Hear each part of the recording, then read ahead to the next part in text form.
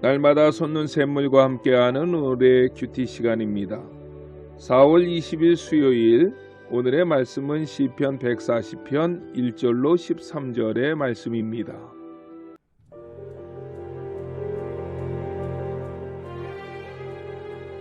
여호와여, 악인에게서 나를 건지시며 포악한 자에게서 나를 보존하소서.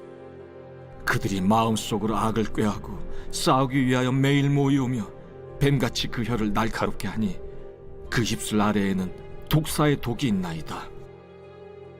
여호와여, 나를 지키사 악인의 손에 빠지지 않게 하시며 나를 보존하사 포악한 자에게서 벗어나게 하소서. 그들은 나의 걸음을 밀치려 하나이다. 교만한 자가 나를 해하려고 올무와 줄을 놓으며 길 곁에 그물을 치며 함정을 두었나이다. 내가 여호와께 말하기를 주는 나의 하나님이시니 여호와여, 나의 간구하는 소리에 귀를 기울이소서 하였나이다. 내 구원의 능력이신 주 여호와여, 전쟁의 날에 주께서 내 머리를 가려주셨나이다.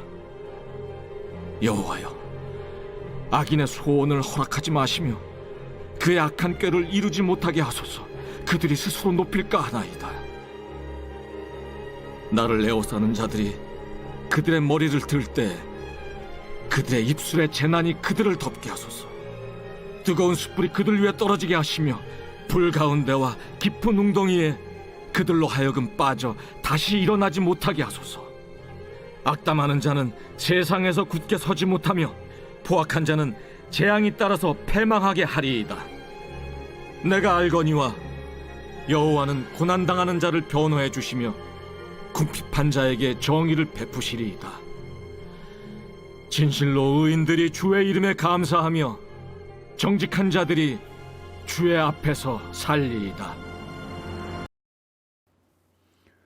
새로운 아침입니다. 엘샤다이, 하나님은 전능하신 분이십니다. 시편 140편은 다윗이 기록한 시입니다. 시편 138편부터 145편까지 8편의 시는 시편 후반부에 나오는 다윗의 시를 모아놓았다고 했고, 그 중에 한 편의 시가 오늘 본문 시편 140편의 말씀입니다.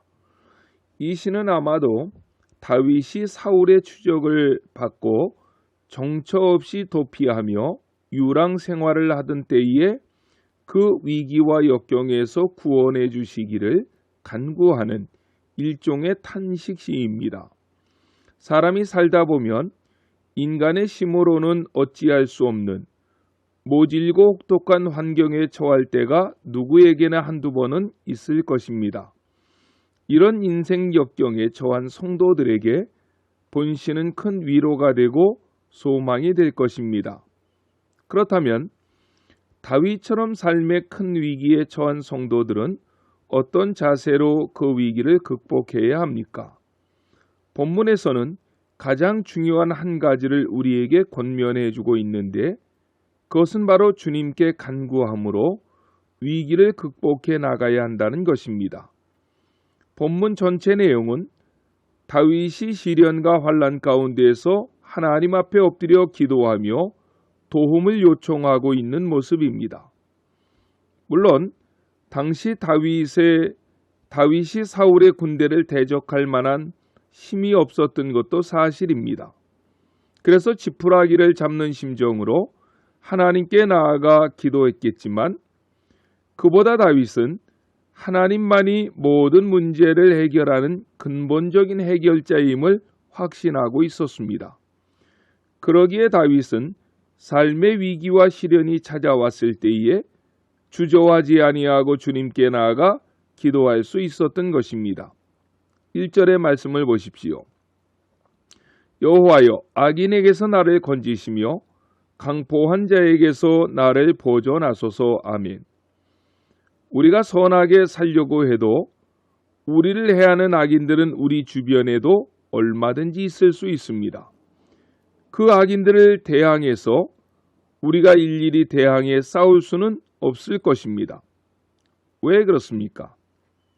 본문에 나타난 악인들의 특징을 보십시오. 그들은 보통이 아닙니다. 악인들은 그 중심에 늘 다른 사람을 해하기를 꾀한다고 2절에서 말씀합니다. 그들은 늘 패거리로 모입니다. 2절 하반절에 보면 싸우기 위해 매일 모이며 라고 말씀합니다. 악인들은 시물 앞에 늘 악한 일을 도모합니다. 3절에서는 그 혀와 입술은 뱀의 혀같이 날카롭고 치명적이라고 했고 5절에 보면 올무와 줄을 놓고 함정을 판다고 했습니다. 그렇기에 성도가 악인을 일일이 직접적으로 상대해서 싸운다고 하는 것은 쉬운 일이 아닐 뿐더러 이런 자와 싸우다가는 더 많은 신앙의 상처를 입게 마련입니다. 그래서 다윗은 하나님께 기도하고 하나님의 도우심을 간구하고 있는 것입니다. 이렇게 하나님께 간구할 때에 꼭 기억해야 될 2가지 사실이 있습니다. 첫째는 우리의 간구를 들어주시는 분은 나의 하나님 되심을 조금도 의심하지 말고 확신해야 합니다. 6절을 보십시오. 내가 여호와께 말하기를 주는 나의 하나님이시니 여호와여 나의 간구하는 소리에 귀를 기울이소서 하였나이다. 아멘. 다윗은 하나님을 향해 기도하면서 내가 여호와께 말하기를 주는 나의 하나님이시니 라고 고백합니다. 그 간구를 들으시는 분은 다름 아닌 나의 하나님이시라는 사실을 잊지 않았다는 것입니다. 하나님은 전능하신 분이십니다. 하나님은 전지하십니다. 만왕의 왕이 되시고 만주의 주가 되십니다.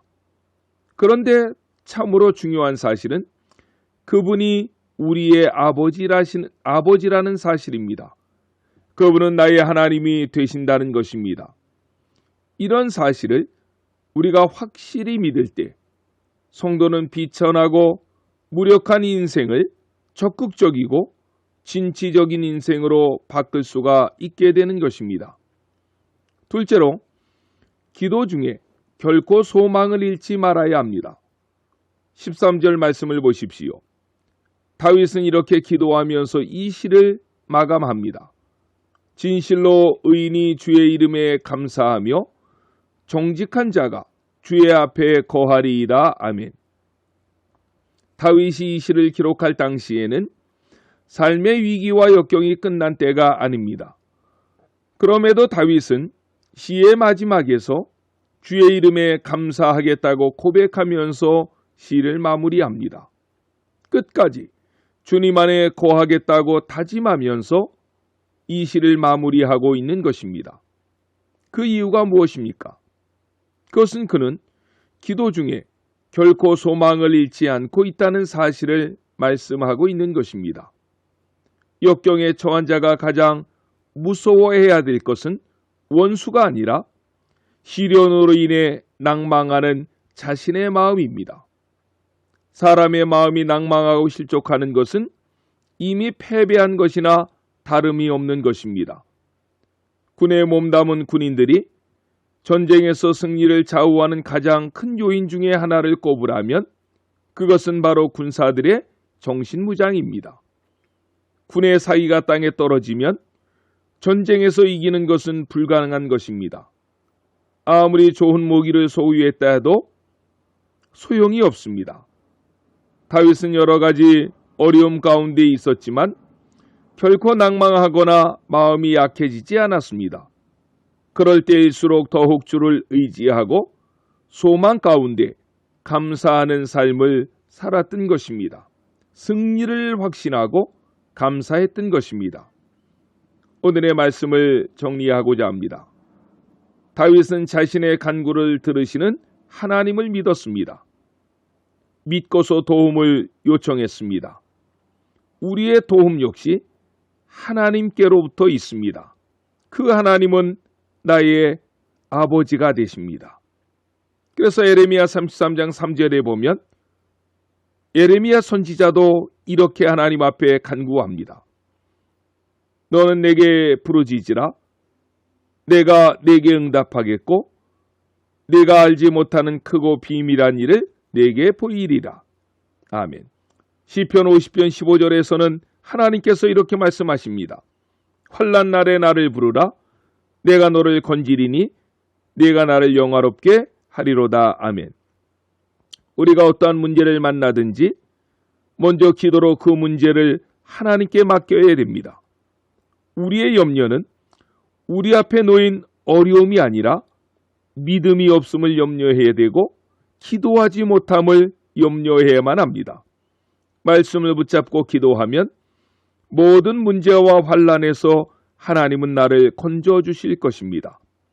그때까지 소망을 잃지 않고 주 안에서 굳건하며 꿋꿋하게 오늘을 살아갈 수 있는 안천의 모든 성도님들이 되시기를 주 예수님의 이름으로 간절히 축원합니다. 아멘. 기도로 예배를 마치고 오늘도 주신 하나님의 말씀을 붙잡고 하나님 앞에 간절히 기도하시겠습니다. 하늘에 계신 우리 아버지, 아버지의 이름을 거룩하게 하시며 아버지의 나라가 오게 하시며 아버지의 뜻이 하늘에서와 같이 땅에서도 이루어지게 하소서.